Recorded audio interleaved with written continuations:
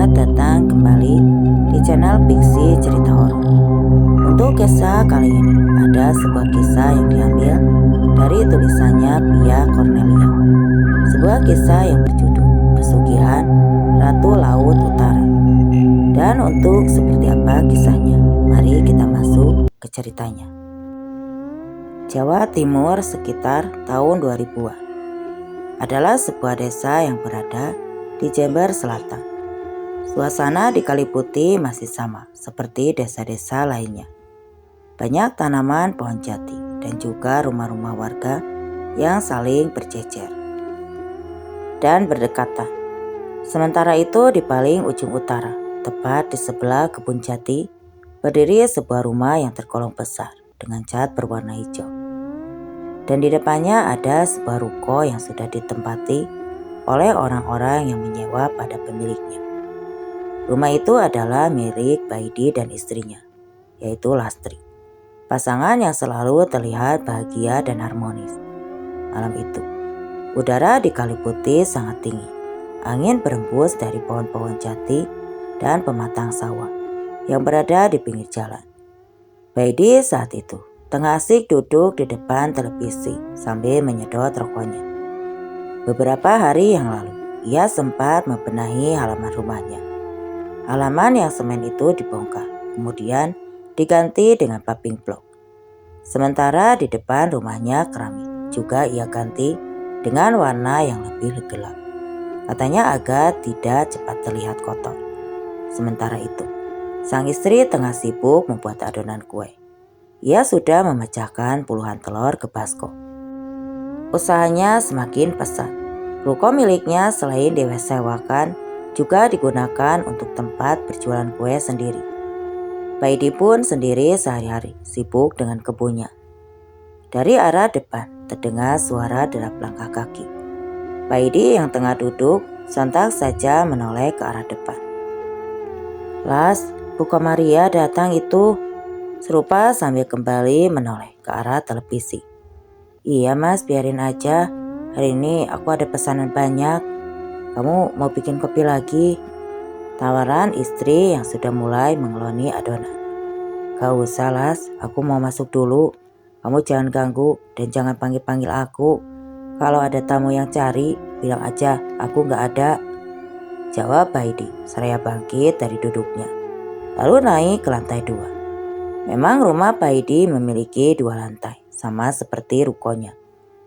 Baidi masuk ke kamar, kemudian mengunci pintu. Baidi dan Lastri memiliki kamar yang berbeda. Entah kenapa, mereka seperti menyimpan uang masing-masing. Selama ini, Lastri tidak pernah meminta uang kepada Baidi. Begitu juga Baidi, yang tidak pernah bertanya berapa pendapatan Lastri dan bagaimana jualannya.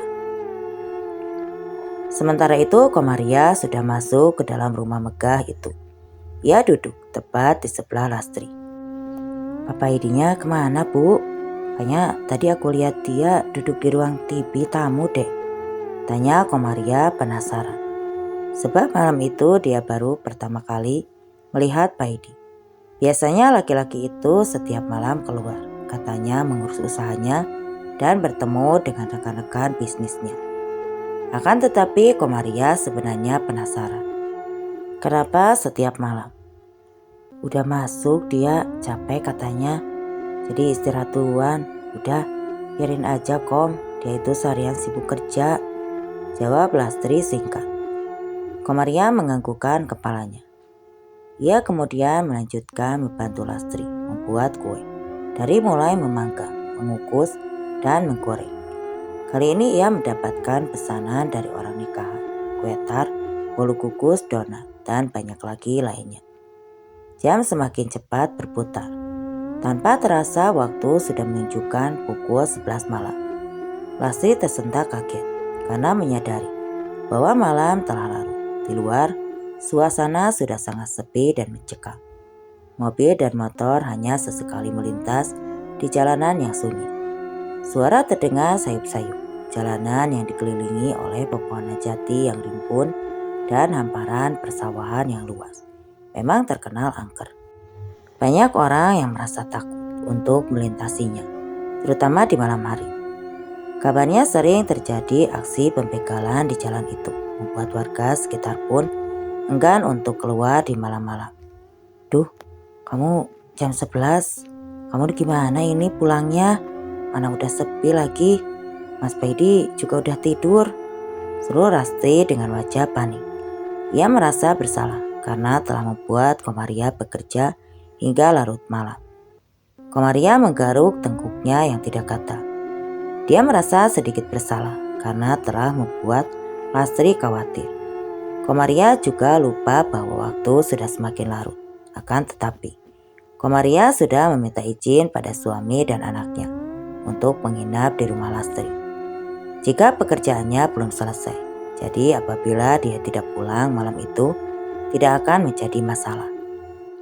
Gak apa-apa Bu, saya juga udah pamitan kok. Jadi ya saya nginep di sini aja. Kasihan ibu kan belum selesai. Jadi biar nanti ibu gak capek, jawab Komaria dengan tulus. Ia ingin meringankan beban Lastri dan membantu menyelesaikan pekerjaannya. Namun Lastri justru tersenyum kikuk, seakan dipaksakan dan terlihat aneh. Dia tampak seperti orang yang kebingungan dan menimbulkan tanda tanya besar di benak Komaria. Loh, ibu kenapa? Sakit ya? Kalau sakit, udah biar saya saja yang ngerjain, ibu istirahat saja, ujar Komaria. Dia benar-benar cemas melihat kondisi Lastri yang terlihat tidak sehat. Akan tetapi, Lastri hanya menggelengkan kepalanya. Dia justru bingung jika sampai Komaria menginap di rumahnya. Bisa-bisa dia mengetahui apa yang tidak boleh diketahui. Tak suruh Mas Paidi antar aja Kom. Gak enak juga udah malam soalnya. Nanti kamu mau tidur di mana? Ujar Lastri tanpa kuku, berusaha menyembunyikan kepanikan yang melandanya. Komaria mengerutkan dahi, merasa heran dengan sikap Lastri yang aneh. Dia berpikir seperti ada sesuatu yang disembunyikan oleh majikannya itu. Akan tetapi, Komaria tidak ingin menerka-nerka lebih jauh. Ia tidak ingin mencampuri urusan pribadi orang lain. Duh, Bu Lastri, aku mah aman Bu. Mau tidur di mana aja juga boleh. Di lantai, di ruang tamu juga nggak apa-apa. Lagian gak enak saya kalau harus ngerepotin Bapak, jawab Komaria sambil tersenyum.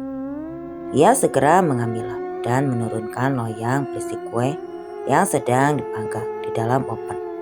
Wah, jelas mendadak merah. Ia melirik ke arah jam dinding yang tergantung di ruang makan. Lalu pandangannya beralih ke arah kamar di lantai atas, tepat sang suami tadi masuk. Ada perasaan tak enak dan ada rasa khawatir yang menyelimuti perasaannya. Karena merasa tidak enak dan tidak ingin menimbulkan kecurigaan pada Komaria. Pada akhirnya, Lastri mengiyakan tawaran Komaria untuk menginap. Dia berharap dengan begitu, Komaria tidak akan mencari tahu lebih dalam tentang apa yang disembunyikan. Saat itu Komaria kembali mengaduk adonan kue. Kali ini dia membuat donat yang nantinya akan dihiasi dengan berbagai macam topping. Karena merasa bingung karena stok kentang dan tepung terigu sudah habis. Bu, stok kentangnya masih ada nggak? Tanya Komaria sambil tangannya terus sibuk menuangkan bahan-bahan ke dalam wadah. Saat itu Lastri baru saja masuk ke kamar mandi. Sejak tadi perutnya terasa mulas dan tidak tertahankan. Entah dia salah makan atau karena faktor lainnya. Ambil di gudang belakang aja Kom, aku sakit perut, jawab Lastri dengan suara nyaring dan langsung beranjak ke kamar mandi. Komaria langsung saja berjalan menuju ke arah belakang rumah, mencari letak gudang penyimpanan bahan-bahan kue. Inggi, jawab Lastri dengan suara nyaring. Komaria langsung saja berjalan menuju ke arah rumah belakang, mencari letak gudang penyimpanan bahan-bahan kue. Dia merasa bingung karena tidak tahu di mana letak gudang tersebut, tepat di sebelah dapur. Komaria melihat sebuah pintu. Ia menduga mungkin itu adalah pintu menuju gudang. Ia pun langsung berjalan menuju ke arah pintu tersebut. Benar saja, pintu itu adalah pintu menuju gudang. tempat Lastri menyimpan semua bahan-bahan untuk membuat kue.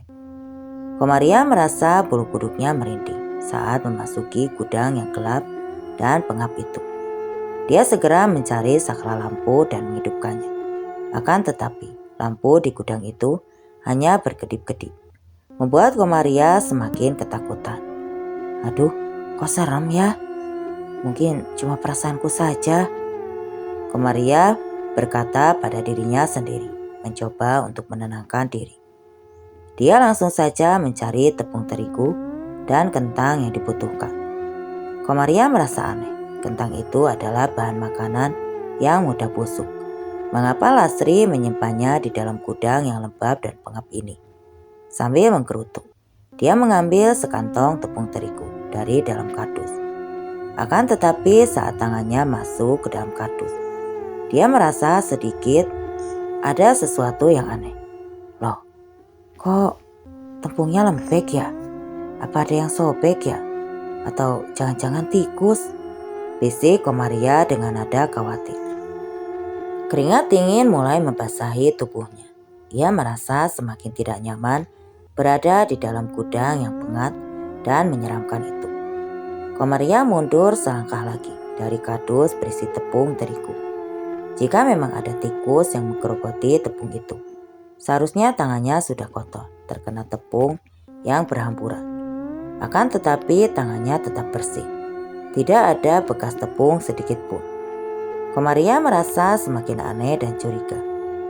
Tiba-tiba saja dia mendengar suara gesekan yang pelan dan lirih dari arah belakangnya. Komaria menoleh ke kanan dan ke kiri mencari sumber suara itu. Akan tetapi ia tidak melihat apapun di sekelilingnya. Hanya ada tumpukan karung berisi tepung, gula, dan bahan-bahan kue lainnya yang tersusun rapi di dalam gudang itu.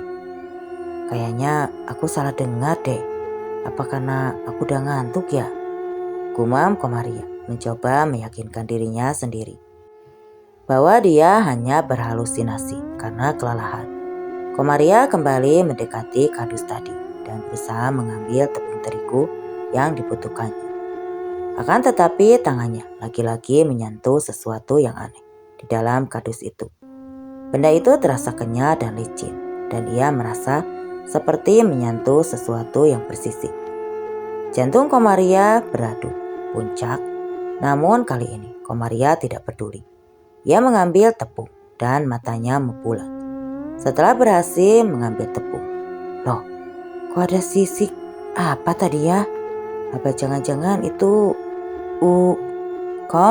kok lama banget sih? Lastri tiba-tiba muncul dari arah belakang memotong gumaman Komaria. Komaria membantu, tubuhnya menegak, wajahnya pucat pasi. Ia menelan ludah dengan susah payah, mencoba untuk menenangkan diri. Dia tidak mungkin mengatakan apa yang sedang dipegangnya di dalam kardus itu. Dengan tubuh bergetar, Komaria menoleh ke arah Lastri yang tersenyum getir. Maaf Bu, itu tadi nggak ketemu. Tepungnya di mana ya Bu? Jawab Komaria terbata-bata, berusaha menyembunyikan ketakutan. Komaria masih menggenggam benda bersisi yang tidak dia tahu dari mana asalnya. Loh, itu di sebelah kakimu kentang Kom. Hah, ada-ada aja kamu ini. Kalau emang ngantuk, udah sana tidur, biar aku yang ngerjain. Wajah Lastri berubah dingin dan curiga. Dia menatap ke arah Komaria dengan tatapan tajam, seolah ingin menelanjangi sebuah kebohongan yang sedang disembunyikan oleh karyawannya itu. Komaria menoleh ke bawah dan benar saja. Dia melihat beberapa buah kentang tergeletak di sebelah kakinya. Dah, cepat keluar, lampunya mati, nanti kalau kelamaan dihidupkan, perintah Lastri dengan nada dingin. Dia tidak ingin Komaria berada lebih lama di dalam gudang itu. Komaria menganggukkan kepalanya dengan patuh. Bulu kuduknya sudah meremang. Dia merasa ada sesuatu yang tidak beres di dalam gudang itu. Komaria pun segera keluar dari gudang sambil membawa beberapa kantong kresek kentang yang dibutuhkannya. Sementara itu Lastri masih berdiri di depan pintu gudang, mengawasi Komaria dengan tatapan penuh curiga. Setelah memastikan Komaria sudah kembali ke dapur, ia pun segera berjalan mendekat ke arah kardus berisi tepung terigu. Astaga, apa jangan-jangan Komaria lihat itu semua ya? Semoga saja enggak. Lastri berkata pada dirinya sendiri. Dia merasa khawatir jika Komaria telah melihat sesuatu yang seharusnya tidak ia lihat di dalam gudang itu. Setelah itu Lastri langsung saja keluar dari gudang dan menutup pintunya rapat. Dia berharap rahasia yang selama ini disembunyikan akan tetap aman dan tidak akan pernah terbongkar oleh siapapun. Sementara itu di lantai atas, Paidi duduk bersila di atas tikar pandan sambil memegang tanpa bambu. Di pangkuannya wajahnya berbinar dan terlihat sangat puas. Seperti itulah keadaannya setiap malam. Di atas tempat itu sudah ada tumpukan uang kertas yang entah dari mana asalnya. Setiap malam Paidi akan melakukan ritual-ritual aneh di dalam kamarnya. Ia meletakkan tampa di atas tikar, lalu menaburkan bunga 7 rupa di sekelilingnya. Setelah itu dia akan membakar dupa dan mengucapkan mantra-mantra. Kalau begini terus, aku bisa disegani oleh orang-orang. Batin Paidi dengan penuh rasa sombong. Dia merasa bangga dan berkuasa karena telah berhasil mendapatkan kekayaan dengan cara yang mudah dan cepat. Suara desisan terdengar samar, kemudian perlahan-lahan menjauh dari kamar itu. Paidi memberikan penghormatan terakhir kepada makhluk yang telah membantunya mendapatkan kekayaan.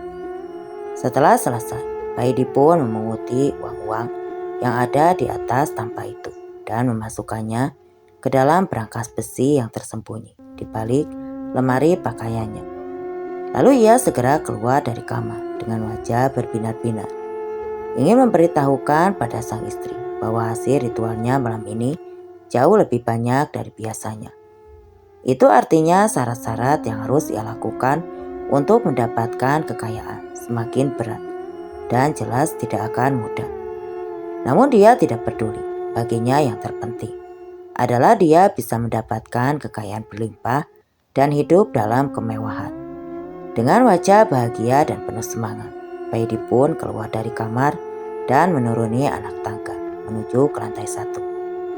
Akan tetapi langkahnya tiba-tiba terhenti, keningnya berkerut saat dia melihat Komaria masih berada di dapur, belum juga pulang. Paidi mendekati Komaria. Ia menatap ke arah sang istri dengan mata melotot, seperti ingin bertanya apa yang sedang dilakukan Komaria di rumahnya dan kenapa ia belum juga pulang di malam yang sudah selarut ini. Loh, kok kamu belum juga pulang, Kom? Sudah malam ini, nanti malah kena begal kalau pulang larut, sapa Paidi dengan nada sinis. Dia merasa terganggu dengan kehadiran Komaria di rumahnya. Komaria menoleh ke arah Paidi dengan senyum yang dipaksakan. Enggak apa-apa, Pak. Saya nginep di sini aja. Kok Bapak sudah bangun, Dek? Kata Ibu tadi tidur, jawab Komaria santai, berusaha menyembunyikan perasaan tidak nyamannya. Sementara itu, Paidi dan Lastri saling bertukar pandang.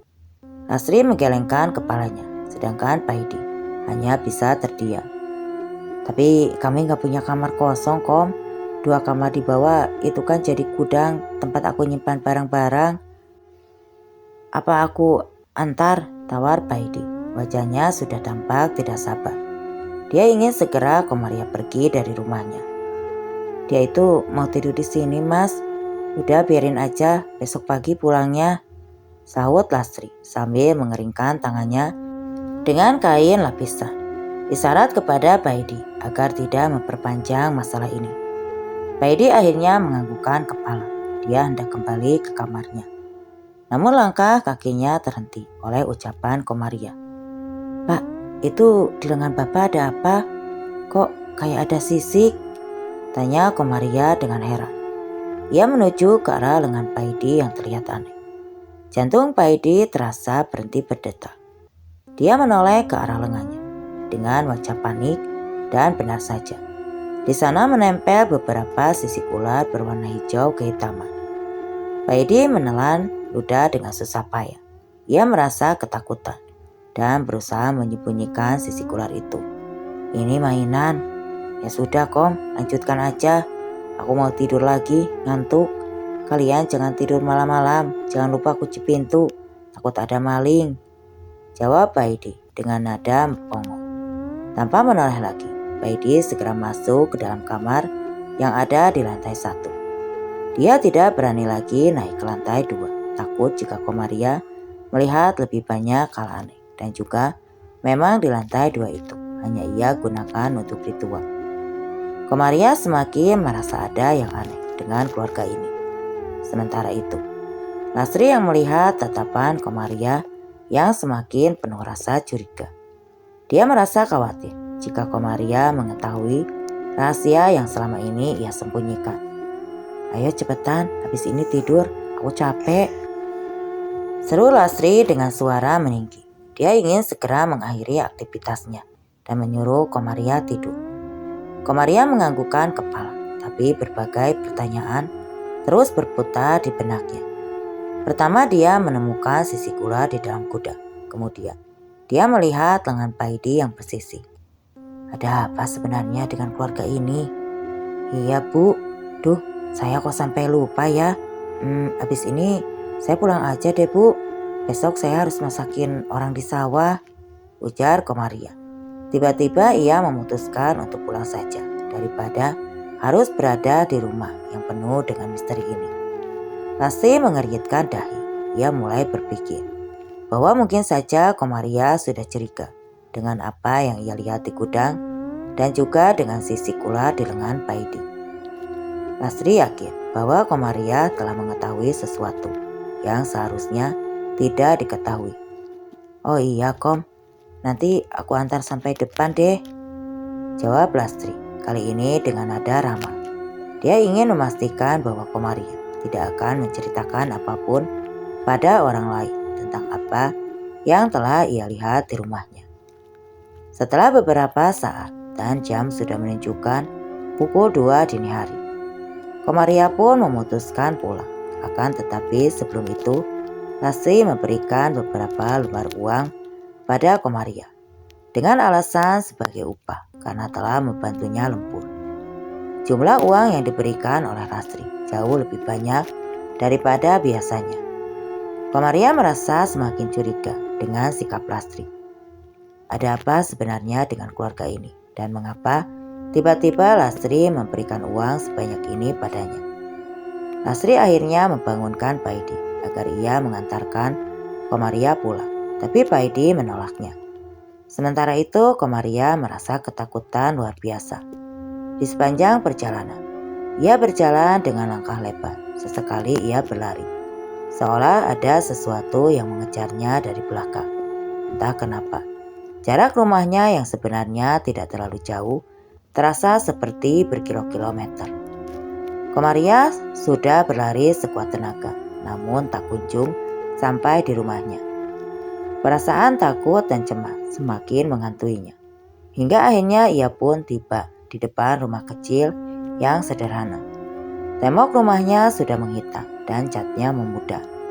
Namun bagi Komaria, rumah itu adalah tempat teraman dunia. Dengan penuh ketakutan, Komaria mengetuk pintu rumahnya dengan kencang sambil memanggil-manggil nama suaminya. Tidak lama kemudian, pintu rumah pun terbuka. Seorang lelaki dengan wajah acak-acakan sambil menguap membuka pintu. Dia mengucap matanya, mencoba memastikan bahwa yang ada di hadapannya itu benar-benar istrinya. Loh, kok kamu pulang toh? Kamu katanya mau nginep. Udah jam berapa ini? Ucu Niman, suami Komaria, dengan nada yang bingung. Bukannya menjawab pertanyaan suaminya, Komaria justru menerobos masuk ke dalam rumah, lalu mengambil segelas air putih dan meminumnya sampai habis. Setelah itu ia duduk di kursi dengan napas yang tersengal-sengal. Aku takut mas, tadi pas ambil tepung di gudang, aku kayak nyentuh yang lembek-lembek, dan terus aku nemu ini, ujar Komaria dengan nada bergetar. Ia mengeluarkan sisik ular yang ia temukan di gudang rumah Lastri tadi dan memberikannya pada suami. Loh, ini kok kayak sisik ular ya, Kom? Memangnya kamu dapat dari mana? Apa jangan-jangan rumah mereka dimasuki ular ya? Tanya Poniman dengan nada terkejut sambil duduk di sebelah Komaria. Dia memeriksa sisik ular itu dengan seksama. Komaria menggelengkan kepala. Ia menghela napas panjang sambil memegangi dadanya yang masih berdebu kencang. Aku mikirnya gitu awalnya, tapi pas Bapak Edi bangun lalu turun ke bawah, aku ngeliat di tangan dia juga ada sisik nempel kayak gitu. Kalau mainan kan disentuh pasti langsung lepas, tapi itu enggak, jawab Komaria. Poniman melotot, dia terdiam dan mencoba berpikir. Selama ini orang itu sangat kaya dan hampir setiap tahun selalu saja membangun sesuatu. Entah itu memperbaiki pagar yang pasti setiap tahun tidak pernah absen untuk merenovasi rumahnya.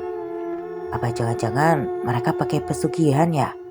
Aku itu pernah dengar katanya ada model pesugihan yang setiap tahun itu harus bangun atau renovasi rumah gitu. Tapi aku gak yakin sih, soalnya kan Bu Lastri punya warung yang laris.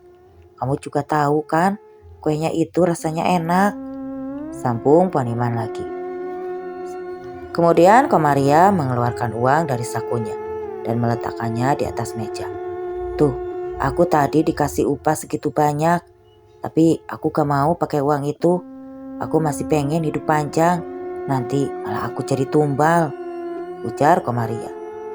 Mata Poniman membulat, siapa yang tidak mau dengan uang segitu banyak? Akan tetapi benar kata sang istri. Kalau ia tergiur bisa-bisa keluarga mereka akan menjadi tumbal. Keesokan harinya, Komaria tidak datang ke toko milik Lastri. Dia mengatakan sibuk di sawah, padahal sebenarnya dia sedang sibuk mencari pekerjaan. Sementara di toko milik Lastri semakin laris. Kue-kue yang dibuat semalam juga sudah diantarkan oleh Pak Edi dengan mobilnya. Setelah selesai mengantarkan semuanya, Pak Edi membantu sang istri berjualan. Entah kenapa, saat ini dia ingin sekali berada di toko milik Lastri. Dari pagi sampai sore, toko mereka tidak pernah sepi. Ada yang memesan kue, ada juga yang membeli langsung. Sekitar pukul 4 sore, para pembeli sudah surut. Kue-kue juga sudah mulai habis. Saat itu juga, Komaria melihat dari arah kejauhan. Ia mengedipkan bahu, bulu kuduknya meremah. Saat ia mengingat kejadian semalam. Tiba-tiba saja salah satu tetangga melintas dan melihat ke arah Komaria. Juga ke arah toko milik Bu Lastri secara bergantian. Loh, Kom, sampean itu ngapain di sini? Kok nggak bantuin Bu Lastri? Tanya wanita itu heran. Sebab selama ini Komaria yang paling rajin bekerja. Komaria hanya tertawa. Ia mendadak berbalik dan hendak pergi. Akan tetapi wanita itu menarik tangan Komaria. Dia penasaran. Pasti ada yang tidak beres. Apalagi dia juga merasa aneh dengan toko kue milik Bu Lastri yang menurutnya tidak wajar. Toko kue itu berada di akses jalan yang tak seramai yang ia bayangkan bisa mengundang banyak pembeli. Apa jangan-jangan kamu tahu sesuatu ya? Jujur sih, aku curiga mereka itu pakai pocong atau pelang laris. Coba aja kamu lihat kan, di sana juga ada toko kue, tapi mereka biasa aja lah. Ini toko Bu Lastri aneh, ujar wanita itu. Akhirnya Komaria menelan ludah. Bayangan itu kembali datang. Ia tidak mau angkat bicara, sebab selama ini keluarga Lastri sering membantunya. Aduh Bu, aku gak kerja di sana, itu karena lagi sibuk di sawah. Pantau sendiri, Bu Darmo minta tolong bantuan masak. Jangan suka nuduh orang tanpa bukti, nanti jatuhnya fitnah loh Bu. Komaria segera pergi meninggalkan wanita tersebut. Dengan langkah tergesa, wanita itu menatap ke arah Komaria dengan tatapan kesal dan juga penuh dengan tanda tanya. Komaria sudah jauh, sementara wanita itu masih berdiri mematung, menyaksikan punggung Komaria. Ku yakin si Lastri sama suaminya itu pasti pesugihan. Coba aja lihat suaminya gak kerja apa-apa, tapi kok mereka enak banget ya.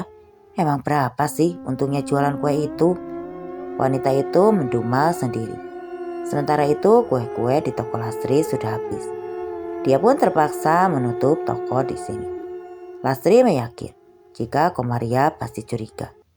Mas, aku yakin deh si Komaria itu curiga sama kita. Gimana ini mas?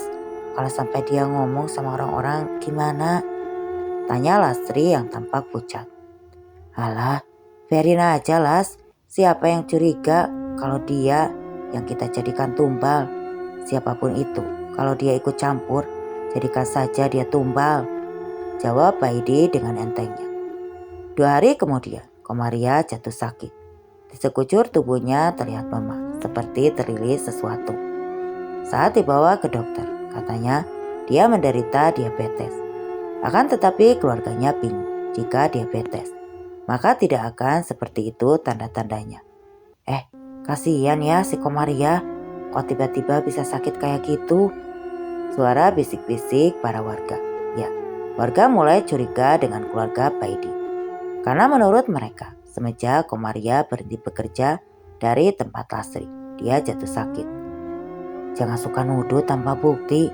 Ya, bisa aja memang dia itu sakit diabetes ya. Secara kerja di toko kue, pasti makan yang manis-manis terus. Bela salah satu warga. Loh, tapi aneh, kalau diabetes kan kayak gak lebam-lebam gitu. Apa jangan-jangan suaminya KDRT ya? Soalnya si Komaria, suaminya kan gak kerja. Bisik-bisik itu semakin gencar hingga sampai ke telinga Lastri dan juga Baidi. Las, sepertinya sudah mulai bereaksi. Siapa suruh ikut campur? Udah enak-enak kerja di sini, dasar orang miskin. Mending mati aja daripada nyusahin orang. Baidi semakin kumawa. Ia berkacak pinggang. Iya mas, udah biarin aja. Kita lihat aja besok. Jawab Lastri. Keesokan harinya, berita duka pun datang. Komaria, wanita itu meninggal dunia dengan lidah mencurut, lehernya menghitam dan mata melotot. Anak dan suaminya menangis. Poniman mengatakan bahwa selama ini terdengar seperti ada desisan ular saat Poniman melihat tidak ada apa-apa. Dan beberapa saat kemudian, Komaria sudah meninggal dengan keadaan yang mengenaskan. Baidi dan Lastri datang ke pemakaman. Mereka menyumbangkan beberapa uang dan juga sembako. Mereka terlihat seperti orang yang juga kehilangan. Yang sabar ya, semoga istrimu diterima di sisinya, ujar Baidi. Poniman menatap tajam ke arah 2 orang tersebut. Wajahnya memerah. Kalian biadab. Komaria sudah tidak mau ikut campur. Bahkan saat ada yang nanya, dia bilang gak tahu. Jangan pikir aku tidak tahu kalau kalian melakukan persugihan. Bentak Poniman, suaranya bergetar hingga membuat semua orang yang berada di sana menatap penuh tanda tanya. Tubuh Baidi kini bergetar hebat, wajahnya berubah bias. Akan tetapi ia berusaha untuk tetap tenang agar semua orang tidak curiga. Kamu ini jangan ngomong sembarangan. Kalau kayak gini, itu namanya fitnah. Apa kamu punya bukti kalau aku melakukan itu semua? Baidi berteriak, berusaha membela diri. Poniman menaikkan sudut bibirnya dan mencoba menatap ke arah lantai rumahnya yang terbuat dari tanah. Aku ini usaha jual beli tanah dan istriku jualan kue. Ya jadi wajar kalau kami sukses. Kamu malah nuduh tanpa bukti. Kita datang baik-baik, prihatin, malah dituduh. Ya enggak. Lanjut Baidi lagi. Brak. Poniman mengebrak meja dengan sangat kencang. Lalu ia mengeluarkan sisik ular yang pernah ditemukan oleh Komaria. Ini buktinya. Komaria mendapatkan ini dari karton tempat tepung di gudangmu. Dia pikir awalnya rumahmu kemasukan ular. Tapi saat dia melihat tanganmu bersisik dan sisiknya sama dengan sisik ini, dia yakin kalau kalian melakukan pesugihan ular.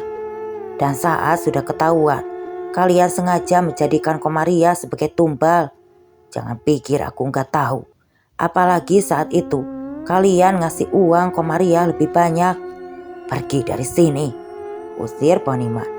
Semua orang menatap ke arah Paidi dan Lastri. Kedua orang itu langsung saja pulang dengan penuh amarah. Siap benar itu Poniman, awas saja dia. Aku akan buat dia jadi target selanjutnya, umpat Paidi saat baru saja sampai di rumahnya. Sudah, jangan terlalu dipikirkan mas, biarkan saja. Kita itu harus pura-pura baik pada semua orang agar semua orang percaya, jawab Lastri dengan senyuman licik. Paidi menganggukkan kepala. Dia setuju dengan ucapan istrinya. Ya, satu-satunya cara membungkam orang-orang miskin itu adalah dengan cara memberikan uang. Malam-malam berikutnya, uang semakin banyak berdatangan. Di atas tampak Paidi seolah tidak ada habisnya. Usaha toko kue Lastri kini juga semakin ramai. Lastri yang semakin senang dan merasa di atas angin. Akhirnya impian mereka selama ini terwujud. Menjadi orang kaya raya yang disegani dan dihormati oleh banyak orang. Keesokan harinya, sebuah mobil mewah datang menghampiri rumah mereka. Ya, Pak Paidi membeli mobil lagi. Mobil itu menjadi tanda tanya besar di benak para tetangga. Di sisi lain, Paidi dan Lastri pun semakin rajin memberikan sumbangan kepada orang-orang yang membutuhkan tanpa pandang bulu. Hartanya semakin melimpah, membuat Paidi dan Lastri semakin lupa diri. Mereka bahkan melewati satu hal yang sangat penting. 1 tahun sudah berlalu sejak mereka melakukan perjanjian dengan makhluk itu. Malam ini adalah malam di mana mereka harus memberikan tumbal sebagai balasan atas kekayaan yang telah mereka dapatkan. Ini juga harus merenovasi rumahnya meskipun tidak ada yang rusak. Entah itu dibongkar ulang atau bagaimana. Yang terpenting setiap tahun mereka harus melakukan renovasi. Akan tetapi keduanya semakin sibuk untuk mendapatkan pengakuan dari para warga bahwa mereka kaya raya dan dermawan, sehingga melupakan perjanjian yang telah mereka buat. Mas, kamu ngerasa ada yang lupa enggak? Tanya Lastri dengan nada curiga saat ia baru keluar dari kamar mandi. Dia merasa ada sesuatu yang aneh dan tidak beres sedang terjadi. Lupa apa sih? Ah, kamu jangan aneh-aneh. Capek aku, cepat bikinin aku kopi, pinta Paidi dengan suara sedikit meninggi. Dia merasa terganggu dengan pertanyaan istrinya yang tidak jelas. 1 minggu sudah berlalu. Paidi seakan-akan melupakan kewajibannya. Kaya raya dan banyak harta membuat ia merasa bahwa tak perlu melakukan apa-apa lagi. Sebab hartanya sudah banyak, takkan habis dimakan 7 turunan. Malam itu Lastri tampak lesu. Wajahnya tidak seperti biasanya. Ia sedang bersiap menggoreng donat untuk besok pagi. Ada banyak pesanan donat yang harus ia berikan kepada konsumen besok. Sejak tadi dia sudah mengaduk dan kali ini dia hendak menggorengnya. Lastri menuangkan beberapa jerigen minyak goreng ke dalam wajan. Saat api itu menyala, Lastri berdiri sambil menunggu minyak itu panas. Saat itu, sang suami yang sedang duduk santai sambil menyilangkan kaki dan mengisap rokok. Kali ini Lastri datang dengan langkah gonta, menghampiri sang suami yang sedang duduk santai. Lalu ia berdiri di hadapannya, memicingkan matanya. Dia menatap rasa penuh kesal kepada Lastri. Loh, kamu itu ngapain berdiri di sini, Las? Sana ganggu orang lagi. Santai aja, kalau enggak ya bikinin aku kopi lagi, bentak Paidi kesal. Ia memalingkan wajahnya. Mas, kamu lupa ya, kamu itu harus kasih tumbal lagi dan juga membangun rumah. Kenapa kamu bisa lupa, Mas? Aneh. Suara Lastri seperti biasanya terdengar datar dan matanya menatap lurus ke arah Paidi tanpa berkedip. Paidi menoleh dan mematikan rokok ke asbak. Kamu itu gak usah ceramain aku, Las. Udah sana, pergi. Urus saja pekerjaanmu. Kita kaya bukan karena tumbal-tumbalan. Kita itu kaya karena renovasi. Yang ada duit, kita malah akan berkurang, bentak Paidi. Yang kali ini amarahnya memuncak. Tanpa banyak bicara, Lastri berbalik menuju ke arah dapur. Tapi aneh, langkah kakinya seperti robot dan juga wajah Lastri pucat. Bibirnya putih dan matanya terlihat sayu. Ngapain sih, Lastri? Malah bisa kayak gitu lagi.